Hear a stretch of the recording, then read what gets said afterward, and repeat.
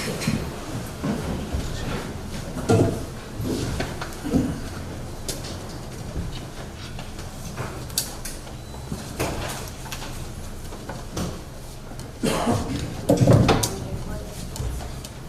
you, Worship. We're back on record. First, I want to apologize for not starting at 11:15. We're just trying to set up the television and everything else. My apologies for that.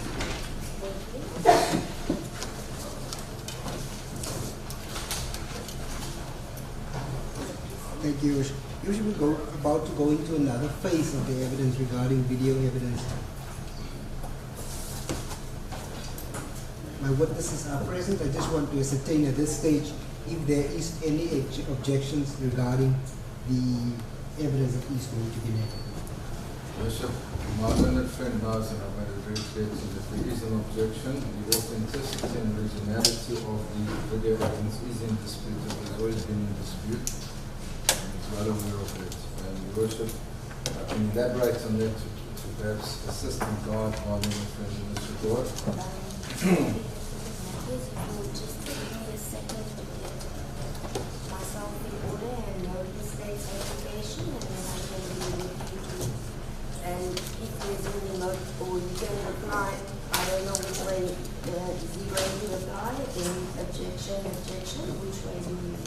I'm raising an objection so that you can answer and I'll reply.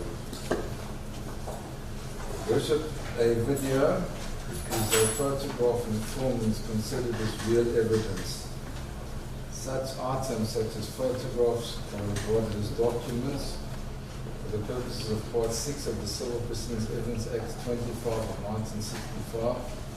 And more specifically, Worship, Section 34.4. There's also the established decision of Van Dobin, Worship, State v. Van Dobin, that goes back to 1986. It's reported as 1986, Volume 4 of the South African Law Review, page 117, decision of the Natal Provincial Division as it then was. Now, Worship, my learned friend who wants to adduce evidence by way of video, in circumstances where there's no cameraman that comes to court and says, I personally made this video. There are various versions, Your Worship, that went on the social media concerning this incident. They differ. But over and above that, Your Worship, there isn't a person that can be brought to court to say, I am the cameraman that filmed this video. To put it practically, Your Worship, here we are in the court of law. There are cameras running. Your Worship authorized them. Should there be any dispute, each and every one of these cameramen that are manning the cameras can come and say, I manned the camera, this is what I filmed on that day. In these circumstances, Your Worship, the state is unable to do so. And they have an obligation, Your Worship, in law to prove that a document, or in this instance the video footage, is authentic before it may be received as evidence before Your Worship. The same would apply to a particular document or a photograph, Your Worship. So my learned friend knows that he doesn't have any person who comes forward before the court to say, I produced this video. Over and above that, Your Worship, and we have had insight into the docket, the actual video machine has been stolen or lost subsequent to the event. So our respectful submission, Your Worship, is that the state will not be able to prove the authenticity and originality of the video footage, which results in it not being admissible, Your Worship. It's not a question of the weight to be attributed to it. They need to pass two hurdles first, and that is to say, here is the person who filmed the video on that date. He can attest to the reliability and the fact that there's no interference. We state up front, Your Worship, that the state know that they're incapable of doing it. We therefore contest the admissibility of the video footage.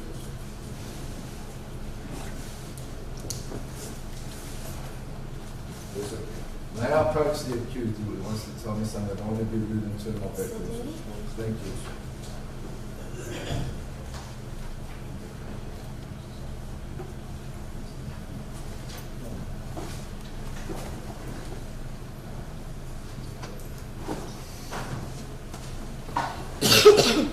Thank you, sir.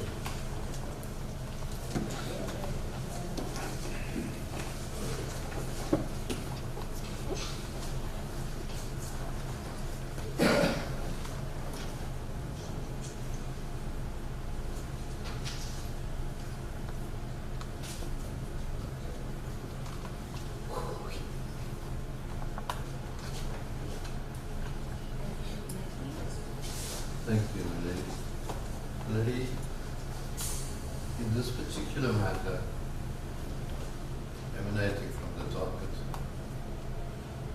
there are two possibilities of video evidence. The one appears on, which posted on social media, and the other one is, I think, the video which my name is calling now, which is to lead evidence on. The one on social media, we have absolutely no evidence about as to who took it, where it was taken, when it was taken, etc. The one he now wants to prove, we have no evidence as to the actual operator of any instrument which recorded this video. It was down in proof of this matter as to whether one can find a distinction between it being real evidence or documentary evidence. This is an old argument which has been going on for a lengthy period of time, and which the Supreme Court of Appeal has seen fit not to resolve. So we could start with arguing about Van Goven is the right case, and the state could argue that Maleka is the right case to deal with this matter. The Eastern Cape, we have a decision of state versus I'll spell it there. NDIKI. It's 2007, volume 2, all South African Law Reports 185CK, paragraph 20. That decision has followed state versus Randolph. Now,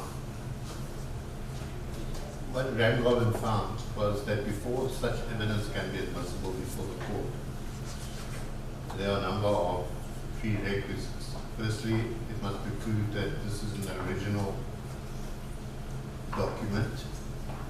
So in order to do so, we have to have the evidence of the person who took it. As my learned colleague has now raised, we have no evidence in the document of anybody who took this particular video. Then we need to authenticate, the state needs to authenticate this video, in other words, call expert evidence to say that it has not been tampered or changed in any manner whatsoever. We also then need a witness to come and testify that it, in fact, this video shows the actual happenings on the day in question. So somebody who was present and can testify to the fact that what we are looking at is what the charge sheet alleged. But in deciding whether this is real or documentary evidence, there are a number of sources which state that the court should look at what the purpose of this evidence is. I'll read out on that. It says it appears from a number of sources, and the sources quoted are Smith and Zephert of evidence, the Villiers, Status, Ramgoven, and the Sindiki case. That when a court is tasked with determining whether evidence should be dealt with as documentary or real evidence, the purpose for which the evidence is presented should be taken into account. If the presenter's purpose is for the court to read or listen to and interpret the contents of a piece of evidence, such evidence should be considered documentary evidence. If the fact in issue is whether the document exists, the condition thereof, or some other issue relating to the document's appearance, then it is real evidence. I can see now the purpose why the court would want to show this evidence to you is wants you to read, to listen to and interpret the contents of this evidence. And therefore it is documentary evidence. If it's documentary evidence, then the rules apply, as my learned colleague had set out, that it is required for the state to prove its originality, as well as its authenticity, as well as a witness to establish that it is what it depicts to be. In other words, somebody who was present when it was taken. We also object to this particular evidence being admitted before the court until these steps have been taken. But the only way to resolve this issue is to deal with this matter in a trial within a trial.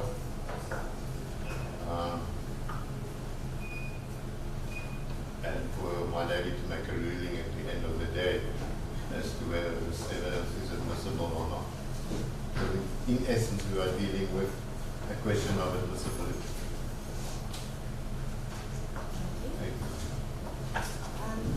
Just before I listen to your argument, Advocate Caesar, I just want to pose one question to the defense. From the top of my mind, I was not even aware we reached the stage of proceeding, so I'm also caught by surprise, but then you can answer at the same time. From the top of my head, I'm referring to the State versus Fury, 1994, 2 SSC on television, where documentary evidence was ruled admissible, and that the key element to be answered was it relevant, and I've not heard the defense reply regarding relevance.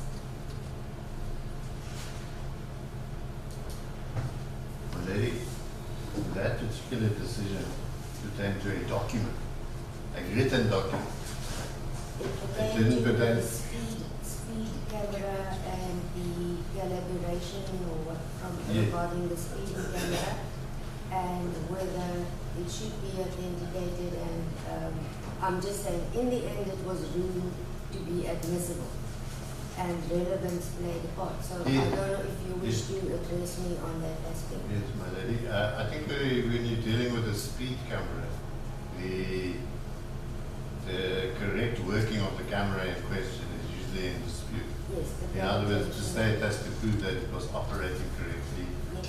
and that when it took the speed reading. Relevance forms are, of course, a very important part, because we wouldn't leave that evidence as not relevant to the charge. As we had in this particular matter, whether this video is relevant to this charge, but that is a decision you will only be able to find, to deal with once you proceed in the trial within the trial.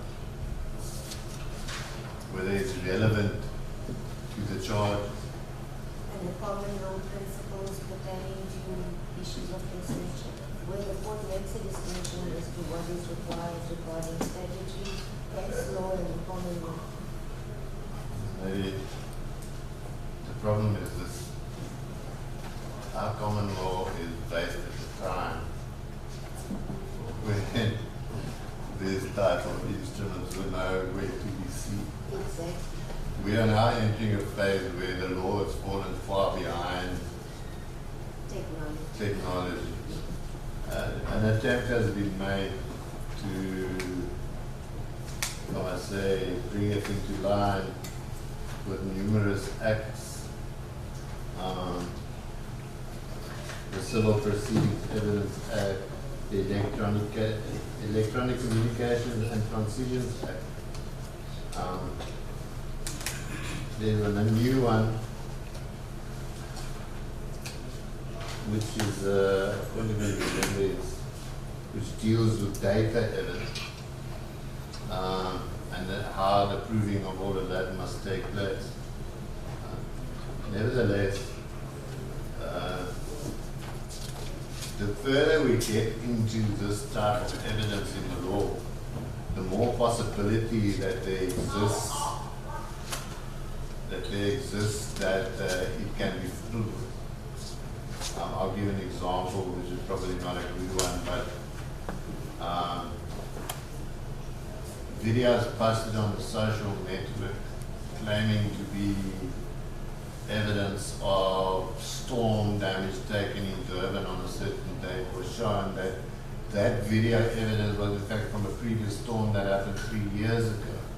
So the danger to the courts of accepting this type of evidence can never be overemphasized. And with a video such as this that the state wants to show, it is of crucial importance that before my lady accepts this evidence, it has to be shown that it is authentic, it is original, it has not been tampered with, and it is authentic evidence. Otherwise, my lady, it is so easy to, in modern society, to be able to make a video which purports to show X, Y, Z, but in fact, that is not in fact what happened. I could even go further and tell my lady that a few days ago I was watching a program on Al Jazeera about a bomb blast. And these people showed that the bomb was detonated. 20 minutes later, everybody arrived and lay in position, allegedly having been blown up by this bomb blast. And then that incident was then distributed on the net as if it had happened exactly the same time. We cannot be more enough careful. I agree with my learned colleague that before the state has proved originality and that this video is authentic and has not been tampered with, it should not be shown. Okay, just for the record, I may add, I don't know what video the state is wanting to show. I heard from it regarding the viral social video. I've not seen it at all. Maybe I'm the only person in South Africa, but I've never seen it. For the record. Thank you. And Your Worship, may I answer Your Worship's question? certainly. Worship, this is dealt with expressly in the book by the learned authors Hoffman and Zeffert. Worship, and it's the latest edition at page 709, with a specific reference to the case that Your Worship refers to, that being State versus Furi, which is reported as 1994, volume 2 of the South African Criminal Law Reports, page 829.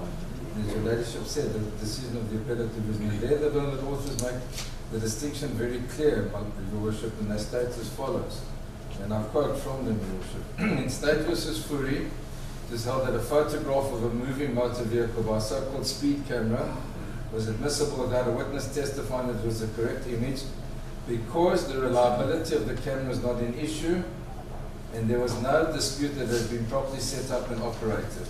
So that's the distinction here, my lady. If one goes back historically to the decision of Milne JP as he was at the time in the State versus Rangoban, he established the following criteria based upon the American practice, Your Worship. And it's on the same page in Hoffman and Zeffert. It says,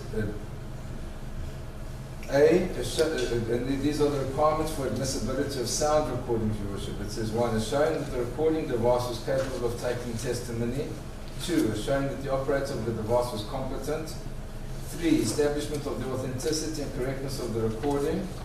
4, is showing that changes, additions, or deletions have not been made. 5, a showing of the manner and preservation of the recording. 6, identification of the speakers. And 7, is showing that the testimony was voluntarily made without any kind of inducement.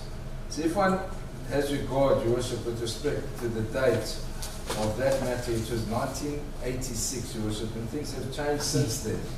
And those requirements were set out then. So one has regard to, as my learned colleague has stated, the capability for manipulation that we now have in all the safeguards, both in the statutes and in the practice of the courts, Your Worship.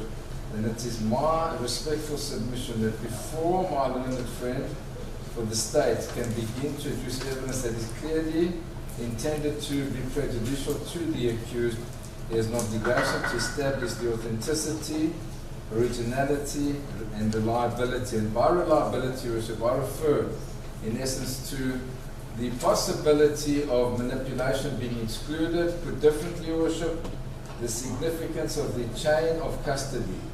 So one cannot come to court and say, oh, here's a video, I'm showing it, without being able to show the court under the heading of relevance, Your Worship, that this is relevant because it was filmed by a reliable human being that can attest to it and can attest to the fact that it was not manipulated. Absent a video recorder or cameraman, one can never attest to the reliability of the product because one doesn't know where it came from in its original form. And that's the problem that the state has in this case. There is no particular person that comes forward and says, I recorded this footage. So it can never be relied upon because of that fundamental flaw. And that's the distinction to State versus Fourie, because Fourie was, this is a photograph of what was depicted having utilized a camera, the reliability of which was not an issue, and there's no dispute that it had been properly set up and operated. So you have to, with respect, you should pass those two hurdles before one goes to relevance. And that's why I draw the distinction. And I do not, with respect, believe that the state will be able to get past those two hurdles before we get to the issue of reliability. If we had, by way of example, which will not be as practical as possible, a video footage that wasn't 100% clear and somebody wanted to zoom in on a particular shot in that video, and the video was not an issue, then one could rely on a photograph of what came out of that video footage, provided the reliability had been proven. In other words, if my learner friend showed you a video of us in court today, somebody came and said, I made this video, and I said, oh, we're not disputing that. And then someone says, oh, but if you look really, really close, you'll see the fan was switched on because, and then they give a photo of the fan and you'll see some movement, or they do different things. But that's not the case yet. Here, we're going back to the very, very fundamentals and the basic issues here in dispute. There is no person, with respect to your ship, who says, I formed this video footage. Absent that, we say it cannot. One cannot then say, well, is it relevant? Because we don't know where it comes from. The state wants to rely on it. The defense isn't admitting it. Can your worship actually then view it? And I say unequivocally, the answer has to be in the negative with respect to it. Thank you.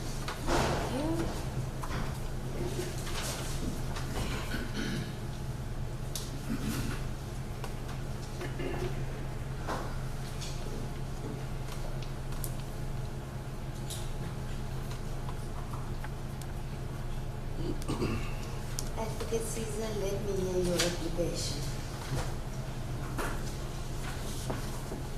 Thank you, Bishop. Bishop, I'm in agreement with counsel for accused number 1 insofar as the video evidence being real evidence is concerned.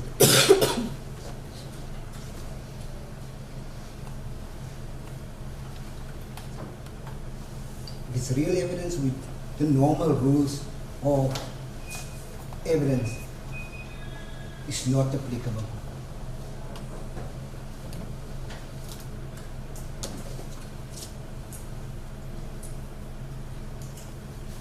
I see counsel for accused number 1 have relied on an old case of 1986, a case which I must admit, Your Worship, has been heavily criticized.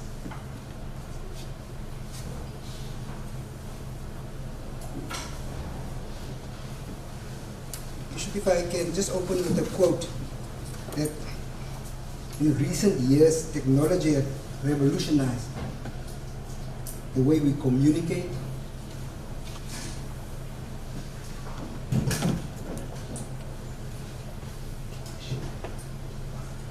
the way business is transacted, and ultimately the way lawyers practice law.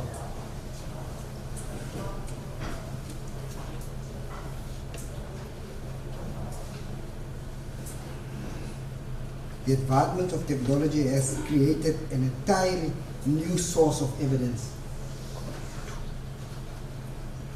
being this electronic evidence in the form of video.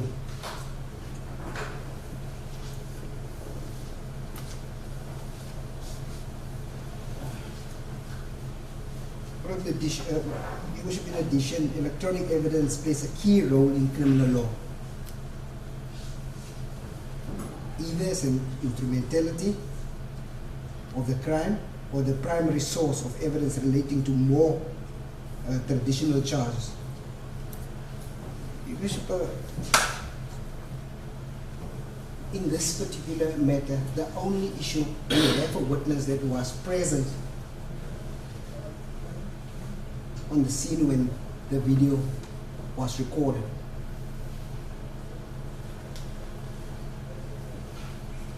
In fact, we have two.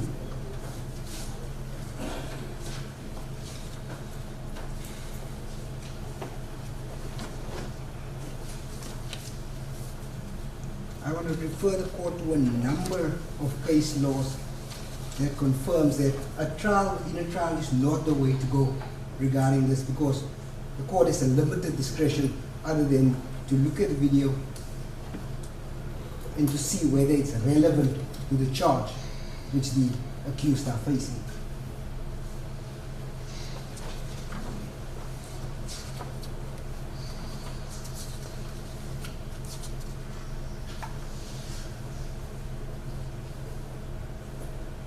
In this regard, Your Worship, I'm going to support it in my argument that a trial within a trial is not the way to go. If one look at the case of State versus Baleka.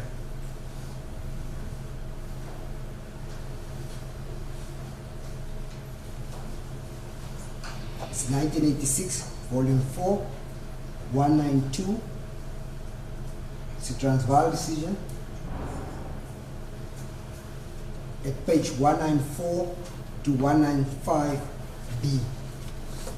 I have made a copy of this decision, judgment to the court, which I wish to hand.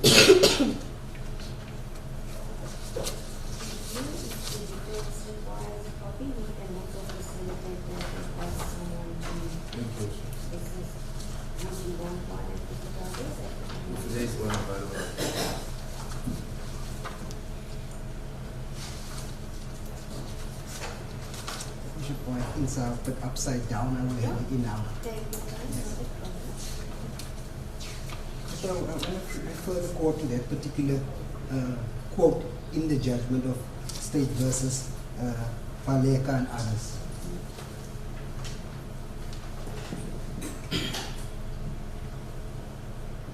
In this particular case of Mr. Baleka, the court held. I've heard the argument by both my colleagues that the court held that I would not hesitate to transplant this. I mean, there's an American case before that.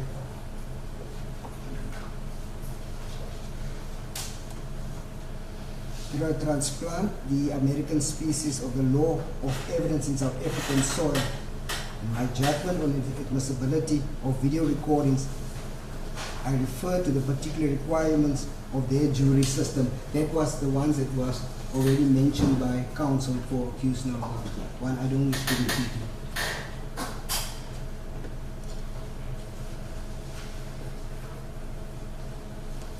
In my view, apart from identification, which may be a way of providing relevance,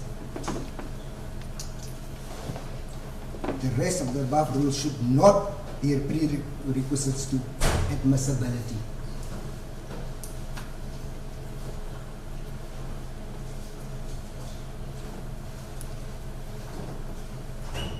It follows from what I have said above, the case tape recordings would deal with any other type of real evidence. Tended where admissibility is disputed.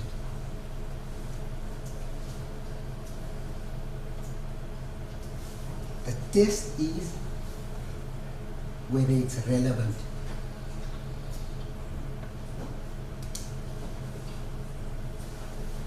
It will be relevant if it has probative value.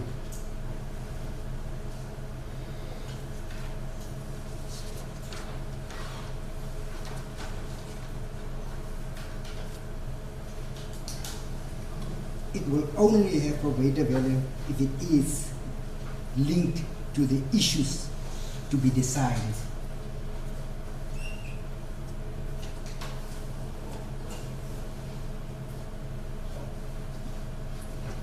That link will often have to be supplied by evidence of identification of voices on a tape where the identity of the speaker is an issue. This proof of relevancy need only be prima facie proof.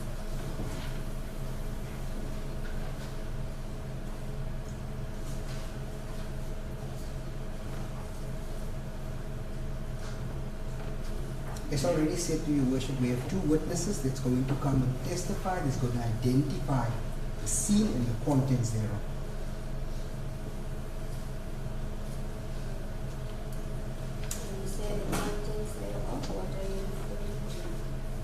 contents of the video and what has been depicted there.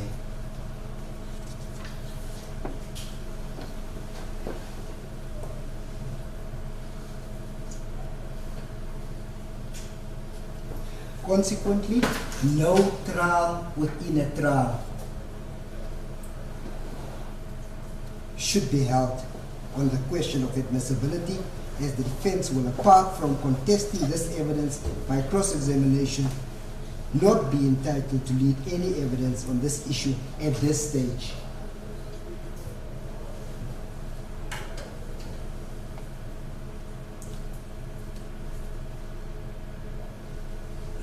The defense can canvass the matter fully when it presents its case. It makes perfectly sense.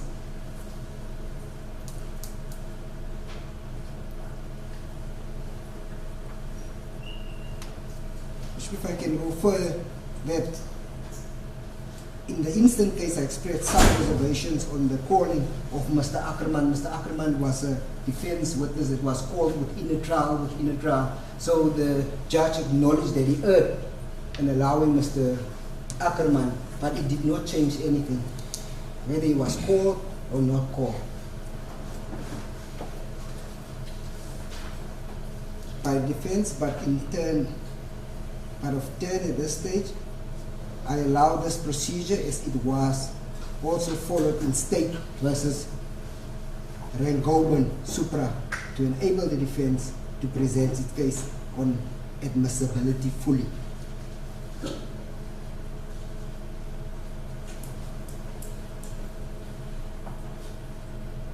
Then the judge deal with a remark that he will not ignore the evidence of Mr. Ackerman. He will take it into consideration, but it wasn't necessary for him to come and testify during the trial within a trial. So the judge said that a trial within a trial have no effect, because at the end of the day the court have very little discretion to determine whether it is relevant.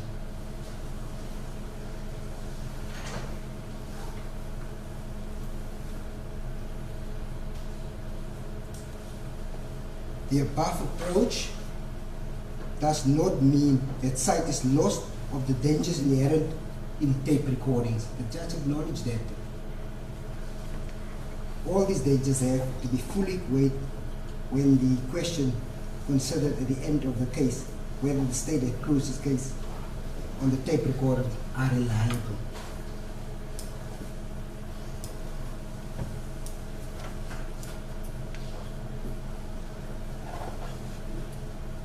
The decision will be reached on all the evidence that's available, which include that of the accused, should they give evidence. It's only then will the court know which portions of the tape recordings are disputed. Whereas at present, the defense is merely indulging in shadow boxing.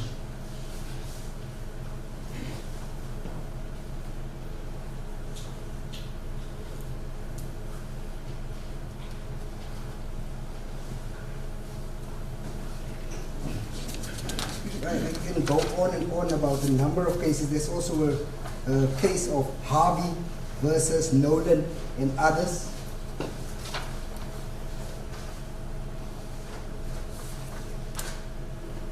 It's 2016 in brackets 2 SA 436. It's an Eastern Cape decision. It's exactly the same principle. Judge Pluskett was the judge here. It was a judgment that was delivered right here in the Eastern Cape and has been reported.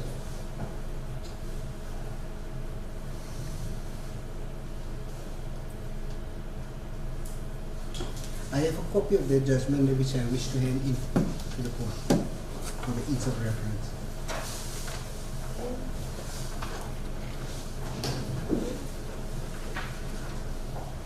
Exactly the same principle, whether it was relevant.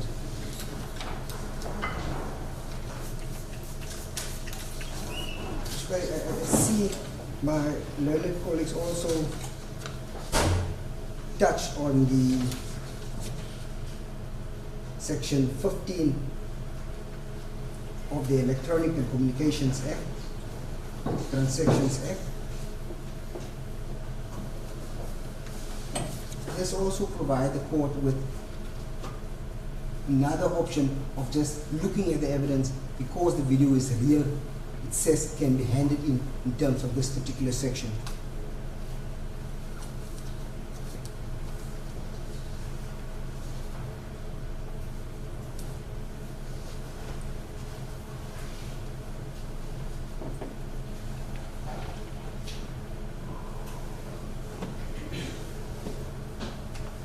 There's also another section which the court can hand it in to consider section 3(1) of the Criminal Law Amendment Act under the CIC evidence, because there is a witness that can identify the contents thereof. And the court, it's my submission that it is in public interest.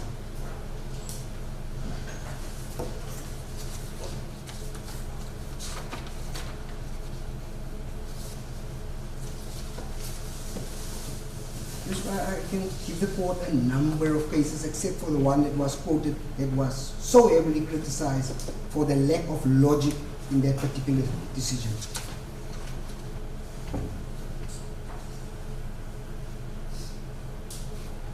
It was already in the Eastern Cape State versus Mpumalanga. Also in 1986, there was these two decisions that was taken. One is the Transvaal decision, Ram Govan, that was quoted by my learned friend.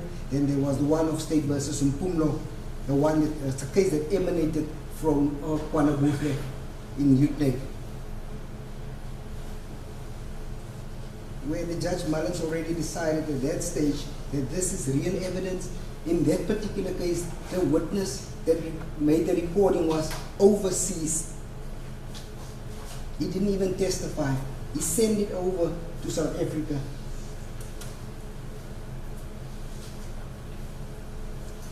They didn't even know who he was. The decision already was taken then. It's an issue of relevance. And that authenticity does not play a role when it comes to real evidence.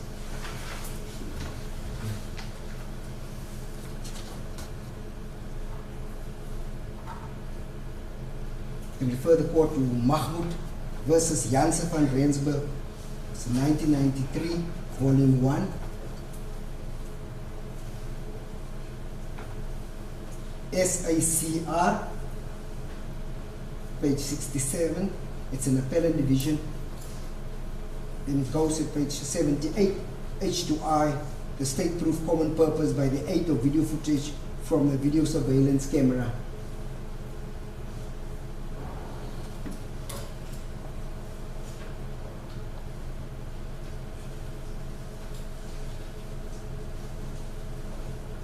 In all these decisions, State versus Fury has already been cited by my learned colleague. In People versus Dodgett, DOGGETT.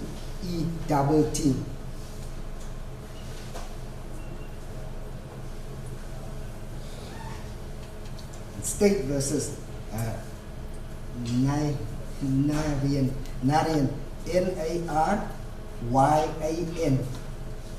It's 1998, volume 2, SICR 345. It's a Western Cape decision where the prosecution proved that the accused had the necessary intent by the aid of footage from a police surveillance camera in circumstances where an undertrap police operation was conducted. If I can refer the court in State versus Dube, same decision. It's a 2000 in brackets 2, SICR 583. It's a Natal decision. State versus Udugo, ODUGO.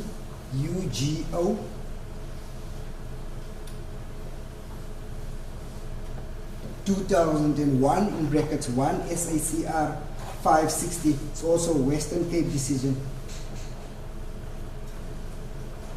In State versus Smith, also same decision. State versus Pelay, Smith is 2002 in brackets 1 SACR 188, Transvaal decision. State versus Palay.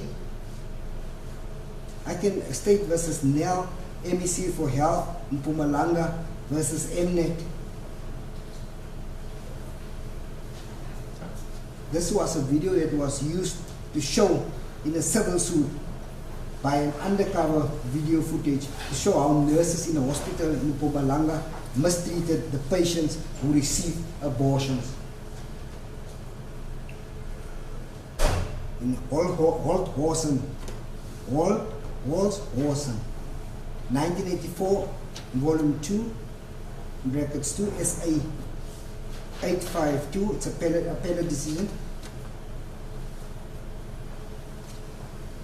The court held that the typed transcript of a tape recording is admissible as evidence of an intention to commit a crime. In all these cases, state in Nebote 1990, in brackets 4, SA 217, it's also a decision by the appellate division,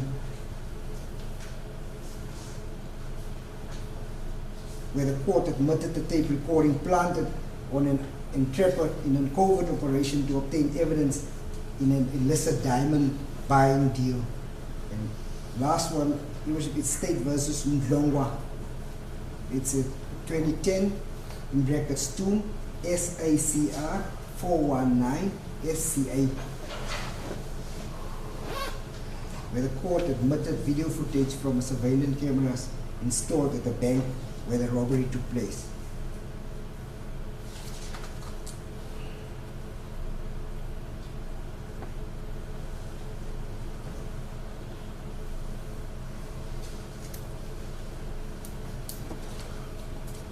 All these decisions already in 1986, from 1986 up to onwards, have already confirmed that documentary video evidence is indeed real evidence, and that the normal rules does not apply. The only thing that the court have to look at is whether it's relevant, and that's it.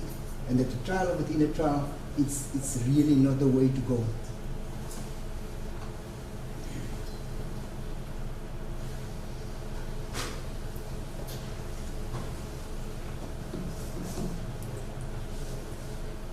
It's not a matter of authenticity. That's my submission. Thank you.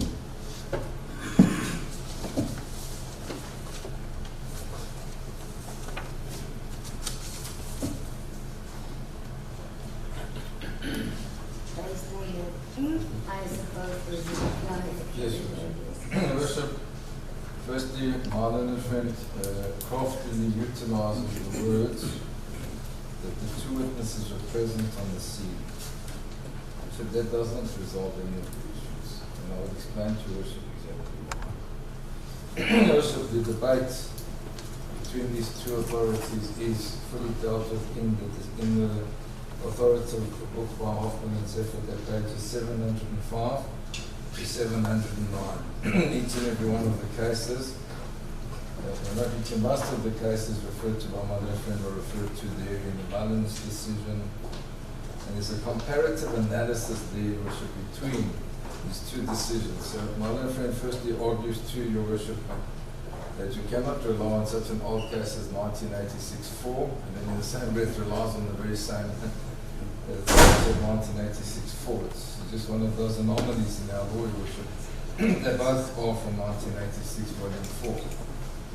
So, Your Worship, the learner was this undulating photographs, films, videos, films, and sound recordings, which begins at page 704. Deal with this very, very issue, Your Worship, from page 705 to 709. Your Worship, here we're dealing with authoritative authors who studied this debate and devoted far more time to it than any of us, or Your Worship, with respect. There they say, Your Worship, that there is this distinction and different approach to the law between the Baleka decision and the Ramgoban decision. And they refer back to the Ramgoban decision at page 705, where it says it is not objectionable to ask witness whether he recognizes a scene or a person in photograph, even if he did not take the photograph, nor was present when it was taken, or even if the origin of the photograph is unknown. But if the witness said he did not recognize any person or scene in the photograph, it would not be admissible in the absence of proof that it was what it purported to be. The case of R versus W establishes that photographs and films must be identified as true representations of the objects and persons as they purport to represent before they can be said to be real evidence. Objects do not prove themselves any more than documents do. And that's using the example, the illustration that I've showed you worship to. The learned authors continue. The learned judge president's statements have been italicized in this book to stress something that is of crucial importance. As we have seen, a document has to be proved to be authentic before it is received in evidence. So must a photograph according to R versus W. By parity of reasoning, must the sound recording or a videotape, with or without an oral component, be proved to be a true representation before it can be admitted? Or does lack of authenticity merely affect the weight that has to be attached to such evidence? Divergent answers were given to those questions in a number of cases decided by courts in 1986. And the Supreme Court of Appeal has yet to give a definitive answer, as our learned friend for accused number 2 stated. It says, the approach of Milne, JP, and State v. Rangovan and others gives with respect the best protection against the abuse of forms, videos, tapes, and sound recordings. So here are the authors who studied this aspect of the law and have conducted a comparative analysis of these two cases, saying that the Rangovan approach is the best protection against the abuse of forms, videotapes, and sound recordings. And I want to go further, Your Worship, and say this is the clearest example, because my learned I can tell Your Worship, I have the photographer, I have the person who made that video. We put him we've challenged him. Instead, he tells Your Worship very craftily, they were present on the scene. He doesn't say, Your Worship, they never witnessed the incident in question, because that's the case. So I can be present in the court building, not knowing what's going on in this court. Does that qualify, Your Worship, to come and give evidence of what occurred in this actual room? With respect, not. And I'm going to read to Your Worship the relevant parts in the next 4 pages from 705 to 709. They say, His Lordship's view starts with the notorious fact that one is dealing with evidential material which has all the trappings and suits of reality, but which is at the same time both peculiarly fallible and open to manipulation, difficult to detect. Wide use of video forms in the entertainment industry has resulted in the techniques of illusion and deception being brought to powerful perfection. And the illusion is so much part of our lives that we tend not to notice it and indeed to accept it as if it were reality. And that's what I'm asking Your Worship to guard against. My learned friend has no defense to that. And now they continue. It says, it is not enough merely to ask. As abuse in fact happened in the case that is being tried, this is precisely because in many cases simply does not know. That in a nutshell is the rationale for the approach laid down in State v. Rangovan and others, in deciding whether certain audio and visual tape recordings were admissible. Previous South African cases offered little assistance. In State v. VEII, the appellate division had merely held that where the accuracy of a tape recording has not been established, it is not safe to rely on it without corroboration. The majority of the court in R v. Berman held that a dictaphone recording was inadmissible possibly because it did not adequately correspond with certain copies and transcripts. In S v. Peake, it was made clear that there must be proof that the evidence has to be what it purports to be, that there must be evidence arguendo establishing its accuracy. These decisions, he submitted, do not stand in the way of Milne JP's conclusion as to how the dangers inherent in evidence of this kind have to be met. The learned judge present followed what had been laid down in State v. Singh and another, which was binding on him, which was indistinguishable in principle. It laid down as regards tape recordings that A, it has to be established that the recordings were original recordings and that if sufficient doubt is raised by the defense that they are not original, the court must reject them. And B, from the evidence as a whole, there exists a reasonable possibility of interference, the recording is inadmissible. Milne JP concluded that the rule laid down in State v. Singh and other was not an exhaustive set of requirements for admissibility for recordings to be admissible, but we proved according to Government's case that they, A, are the original recordings, and B, that on the evidence as a whole there exists no reasonable possibility of some interference. In a criminal case, the state must also prove that the tape recordings do relate to the occasion to which it is alleged they relate, that they are faithful, and prove the identity of the speakers. There must be a witness to the event purportedly recorded on the tape to testify that it accurately portrays that event. Now, my if it says they were present at the scene, it doesn't say they witnessed the scene. And that's the distinction, that's the dangerous distinction that is incapable of curing on the facts as known to us from the docket, Judicial. They then do a distinction between the tape recordings and video recordings and sound recordings. There's reference to the Malem's decision. But at the end of the day, Your Worship, and I will show that the learned authors clearly advocate for the approach in the Rand-Goban decision, which is quite clear from the following.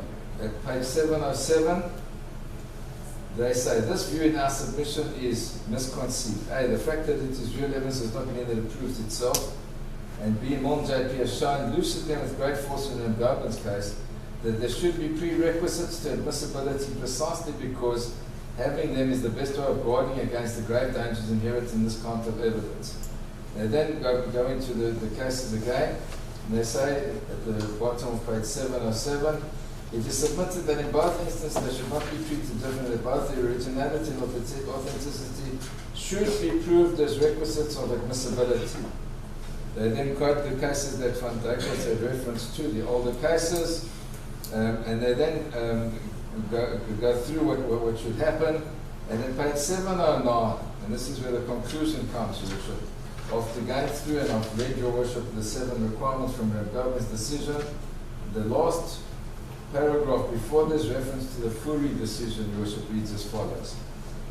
If the learned judge present is correct in his view that authenticity goes to the admissibility of evidence of this kind, and in brackets they say it is respectfully submitted that he is correct.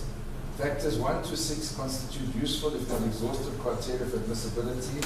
Factor 7, of course, is subsumed by law relating to admissions and confessions in criminal proceedings. If not, they are valuable criteria for the assessment of weight. And then there's reference to the authority that Your Worship referred to, State versus Fourie. And as I've said, and I'm going to repeat myself, unfortunately, Your Worship, they say, in State versus Fourie, it was held that a photograph of a moving motor vehicle by a so-called speed camera was admissible without the witness testifying that it was the correct image because the reliability of the camera is not an issue. There's no dispute that it had been properly set up and operated. And that's the distinguishing factor, Your Worship. That here it's not the case.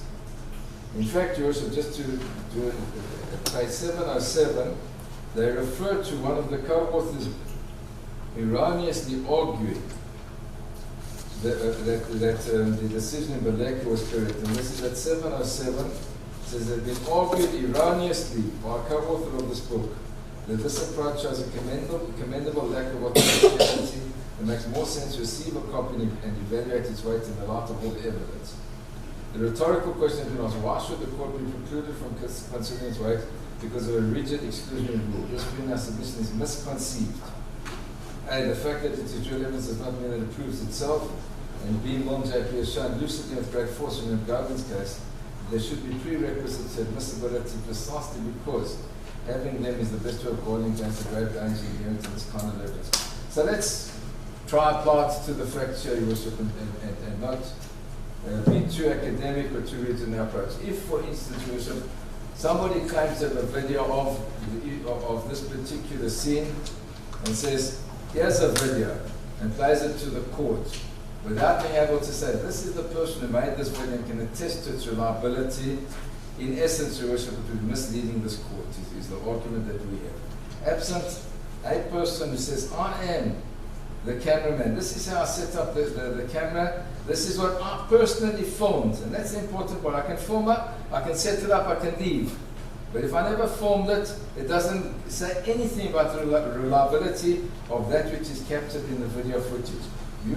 My learned friend needs, the state needs in this instance, somebody says, I sat there and I filmed this and this is what I saw and filmed at the same time. It's a contemporaneous recorder of what I saw. Absent that, it's unreliable, and he cannot, with respect, satisfy that requirement here.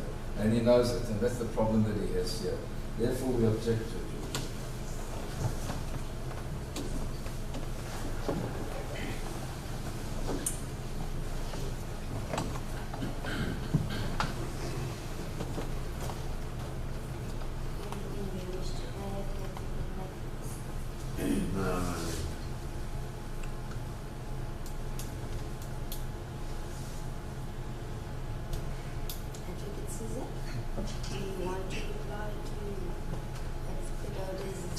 just want 2 points. Your Worship, I didn't say the 1986 case of Rangoon is irrelevant. I didn't say that. I said it was heavily criticized. Just want to rectify that submission made by counsel for accused number 1.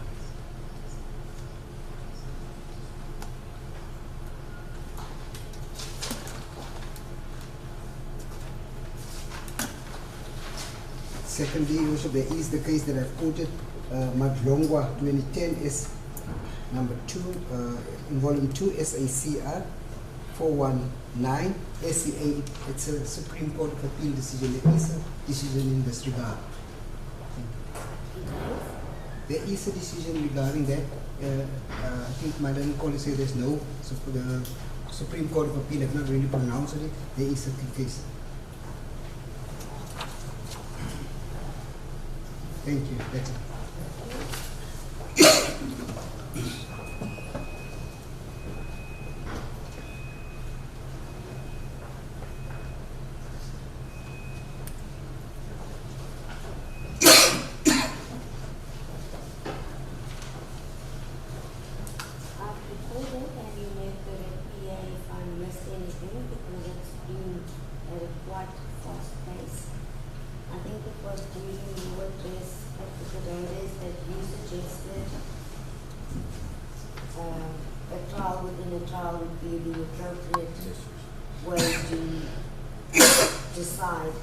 Regarding admissibility.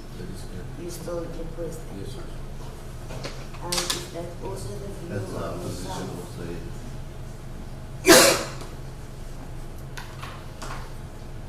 And just for clarity as well, and it's also just so that if I have to go back to the drawing board, I've got the inputs and the state's inputs. Mostly then your 2 requirements for the trial within the trial is whether the evidence will be detrimental to the administration of justice, if it will render the trial unfair, and further if there was an infringement of any right as contained in the Constitution. So what is your application specifically based on? That would go back to the Naidu decision, Worship, in the cell. And yes, Worship, to allow evidence of this nature would be detrimental to the trial within the administration of justice and to disrespect and be prejudicial to the accused because my learned friend cannot prove the reliability of the evidence. So one cannot say it's relevant but unreliable. One must first prove it's reliable and then one can be into the issue of relevance. Thank you. So no infringement is being brought into There is the court has a duty to ensure there's no infringement. If the court were to sit back and allow all types of evidence to be admitted without ensuring that the evidence is reliable, it would result in unfair trial to the accused, which would clearly prejudice the accused. Thank you. Anything you wish to add, please? From our point of view, we're looking at this as a matter of authenticity. There's a very authenticity, it cannot be the originality of it be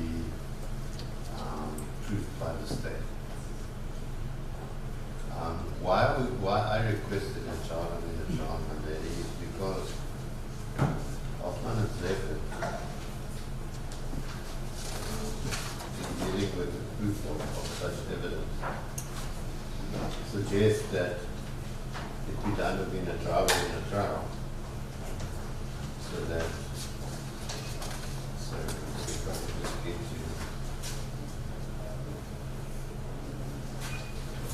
the issue. But they suggest that the matter be decided in a trial within a trial. It's much safer to do it that way so that inadmissible evidence is not led in the main trial. And then, of course, my lady comes to the decision that it's not only authentic, it's the original and it's admissible. if that is the result of the trial within the trial. It's just a safeguard to me that if we do it that way, it's much safer than doing it in the main trial. Thank you. Nothing else? My submission remained the contrary.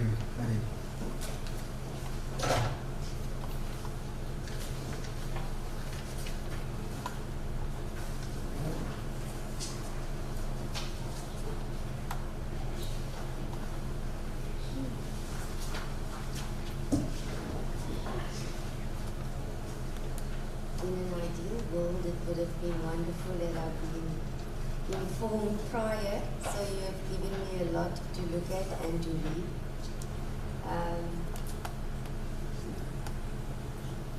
I'd like to be optimistic and say after the lunch adjournment, but I cannot be 100% sure. There's a lot quoted by the state defense for accused 1 as well as accused 2. To the learned authors, I need to satisfy myself that I am in agreement. So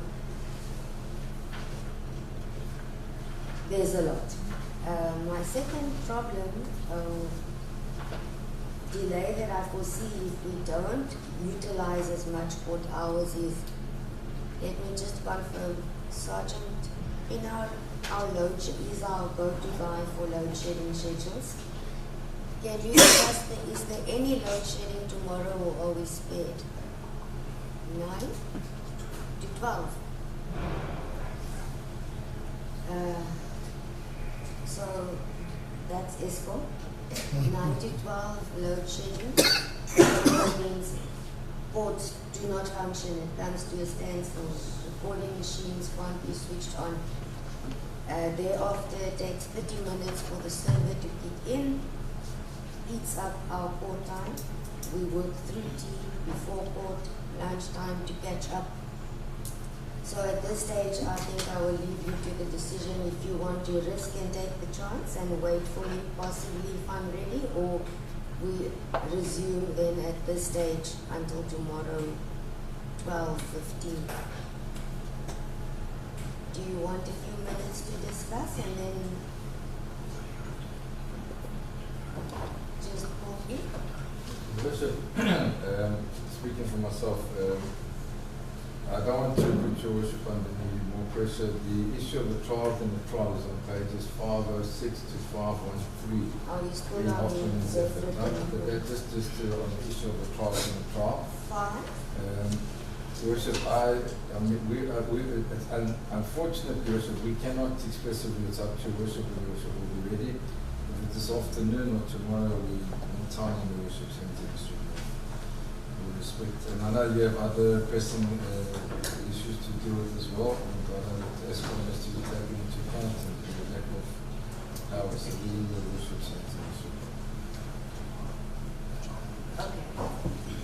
For us to utilize, I don't have a list of any witnesses or possible witnesses. May I inquire, is there any other witnesses available which we can proceed with today, which is not pertaining to the video or the footage or the clip? No, Your Worship, everything is about, all the witnesses are regarding us. I So, we're in your hands, I think it would be safe if we just continue tomorrow.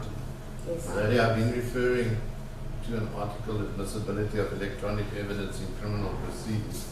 My hand is up to you, it's just that Any aid is welcome. it's just an aid. Sorry if I may ask my ballistic expert to do some work for it. Thank you. Thank you.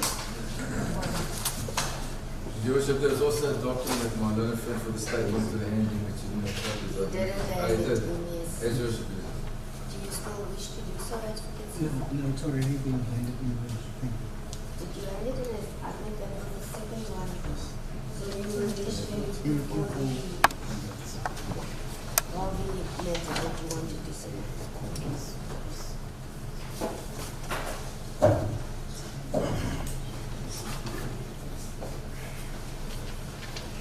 You can keep mine, but I have written on it. So I'll make another copy. Your Worship, I don't have Your Worship as I have Hoffman and Zephyr.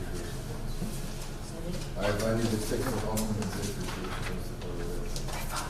I found it, Your Worship. Much. We also do not have books. Thank you. Thank you. Now I think I can validate that tomorrow would be the best option. Alright. At this stage then, at least 1 and 2, if you may stand up please. I think the reasons that we've mentioned is quite clear. The application by the state and the objection Pagodas and Matthews must be considered. There's a lot that the court needs to do this afternoon pertaining to the application. Due to load shedding tomorrow, unfortunately, court will start more or less 12:15, pushing 12:30, depending how long the server takes to begin. Therefore, I'm not warning accused 1 and 2 for 8:30, that's pointless. So, all parties, you can decide with your clients, but that we at least start to be present by court in case we get started. For the ruling by court, and then we will take it from there. Thank you.